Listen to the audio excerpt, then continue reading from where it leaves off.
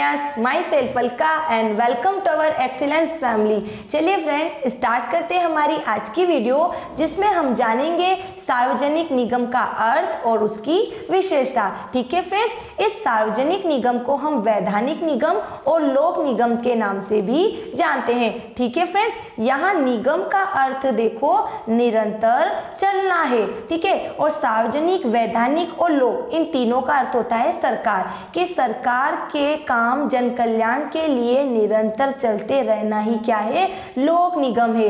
यह लोक निगम क्या होता है, सरकार के द्वारा स्थापित किया जाता है। इसमें सरकारी सदस्य ही काम करते हैं। और सबसे महत्वपूर्ण बात ये क्या है, सार्वजनिक उपक्रम, सार्वजनिक क्षेत्र का एक स्वरूप है, याद रखना। ठीक है, पहला स्वरूप विभागीय, दूसरा वैधानिक। ठीक है फ्रेंड्स, अब देखो क्या होता है इसका मीनिंग, कि ऐसा बोला जाता है इसमें कि सरकार के जो काम है वो जैसे वस्तु और सेवाओं का उत्पादन करना, तो इन वस्तुओं और सेवाओं का उत्पादन सरकार के स्वामित्व में हो और इनका पैसा निजी क्षेत्रों में न जाते हुए सरकार के पास आए।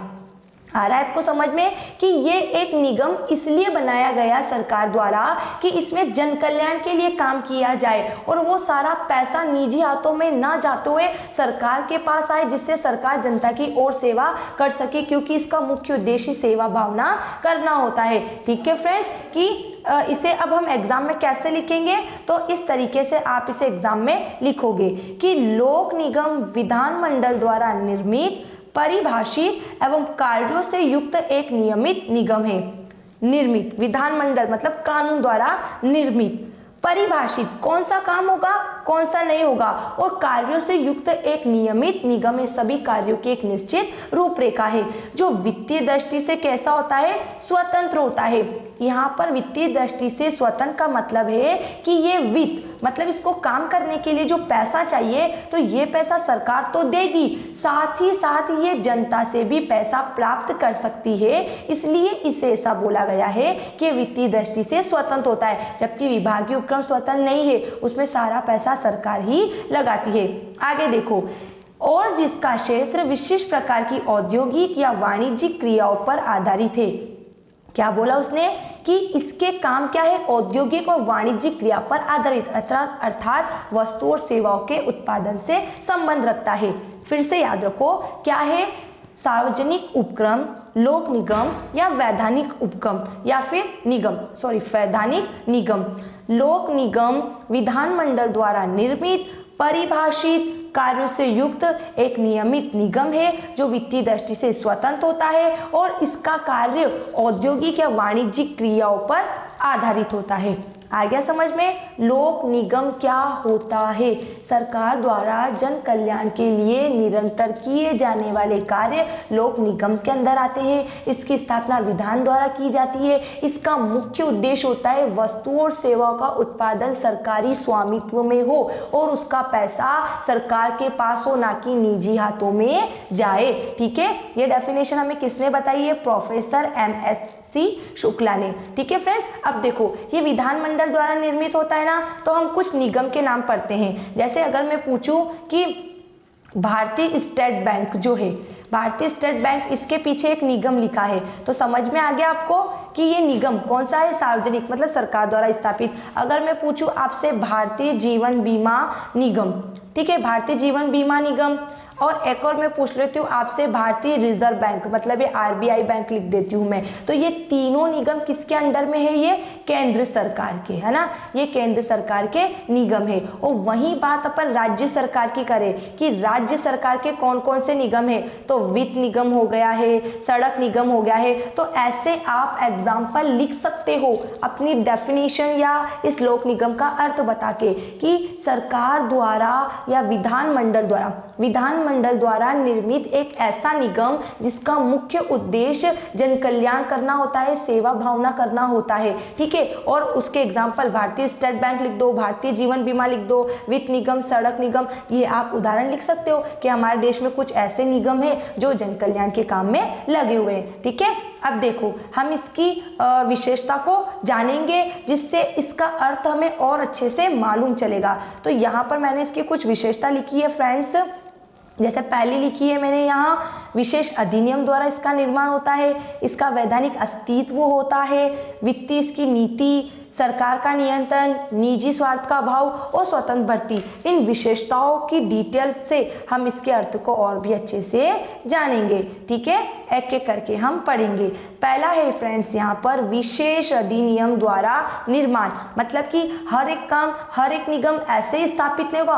कौन सा निगम केंद्र सरकार के अधीन होगा, कौन सा राज्य सरकार के अधीन होगा, है ना, और विधानमंडल द्वारा, कानून द्वारा, देश के कानून द्वारा इसे स्थापित किया जाता है, तो कुछ औपचारिकताएं भी तो होगी ना, है ना। तो देखो, सार्वजनिक निगम की स्थापना संसद के विशेष अधिनियम के द्वारा की जाती है, जिसमें इनके अधिकारों एवं कर्तव्यों का उल्लेख रहता है। हमने इसके मीनिंग में पढ़ा, इसकी परिभाषा में पढ़ा ना, कि कार्यों की सुव्यवस्थित रूपरेखा की विधान संचालित कर देता है कि ये कौन से कार्य करेगा।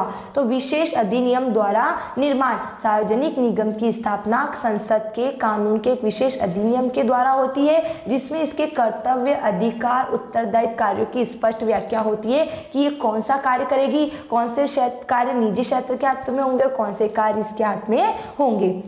दूसरा, वैधानिक अस्तित्व।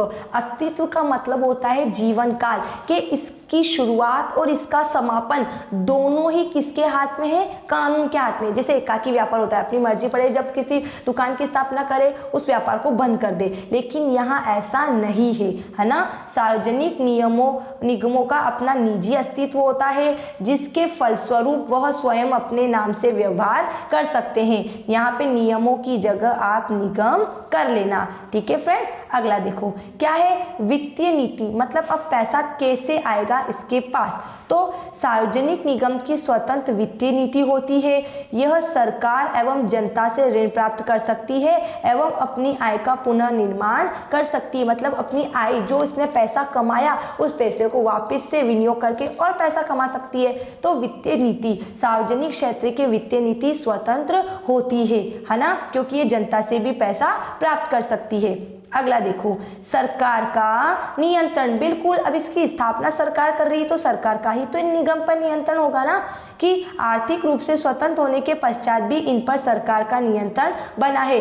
आर्थिक रूप से, आर्थिक मतलब पैसा, कि जब ये पैसा स्वतंत्र तरीके से प्राप्त कर सकती है तो ये नियंत्रण इस पे सरकार का क्यों है ना, क्योंकि इसकी स्थापना सरकार कर रही है। ठीक है, आगे देखो क्या है, निजी स्वार्थ का अभाव। हमने पहले ही पढ़ लिया कि इसकी स्थापना जन कल्याण के लिए की जाती है, सेवा भावना इसका उद्देश्य होता है, तो इसमें निजी स्वार्थ का अभाव होता है, मतलब निजी स्वार्थ इसमें नहीं होता। सार्वजनिक निगम समाज एवं सरकार के हितों में कार्य करते हैं, इनमें निजी स्वार्थ की भावना नहीं रहती। एंड लास्ट है इसमें फ्रेंड्स, स्वतंत्र भर्ती। क्या लिखा है, सार्वजनिक निगम अपने कर्मचारियों की नियुक्ति स्वयं करती है, नियुक्ति में वह योग्यता को प्राथमिकता देती है। इनके कर्मचारियों पर सरकारी सेवा के नियम लागू नहीं होते। इन निगम में कार्य करने के लिए जो कर्मचारी होते हैं तो उनकी क्या योग्यता होनी चाहिए वो यही डिसाइड करते हैं। जैसे रोजगार में हम जो रोजगार पाने जाते हैं, ठीक है, रोजगार लेते हैं या कहीं पर नौकरी करते हैं, तो हमें जो व्यक्ति रोजगार देता है वह हमारी योग्यता निर्धारित करता है कि हमें क्या क्वालिफिकेशन होनी चाहिए। उसी तरह इस सार्वजनिक निगम में भी यही है। ठीक है फ्रेंड्स, तो हमने जाना लोक निगम क्या है, एक ऐसा निगम है ना जो विधान द्वारा स्थापित किया जाता है, जिसका मुख्य उद्देश्य वस्तुओं और सेवाओं का उत्पादन सरकारी स्वामित्व में करना, निजी हाथों में उसकी पूंजी न जाते हुए सरकार के हाथ में रहे, जिससे जन कल्याण कार्य किए जा सके। ठीक है, और ये हमने इसकी विशेषता पढ़ी थी, है ना। ये विशेष अधिनियम द्वारा इसका निर्माण होता है, इसका वैधानिक अस्तित्व होता है, इसकी वित्तीय नीति स्वतंत्र होती है, सरकार का इस पर नियंत्रण होता है, जबकि आर्थिक दृष्टि से स्वतंत्र है, फिर भी सरकार का इस पर नियंत्रण है कि सरकार इससे पूरा पैसा नहीं दे रही है, आधा पैसा देती है, लेकिन सरकार का पूरा नियंत्रण रहता है। निजी स्वार्थ का अभाव, क्योंकि जन कल्याण सेवा भावना इसका उद्देश्य है। और स्वतंत्र भर्ती, इसमें कोई जो सरकारी कर्मचारी की भर्ती के जो नियम होते हैं वैसे नियम की कोई औपचारिकता पूरी नहीं करनी है। इसमें जो निगम का जो अधिकारी होता है, जो कर्मचारी को जो नियुक्त करता है, तो वो चाहे जैसी इसमें योग्यता मांगता है। अब अगर आपको कोई भी बात को लेकर कोई डाउट होता है तो आप मुझे कमेंट्स बॉक्स में जरूर लिख के बताइएगा। Thanks for watching this video, bye bye.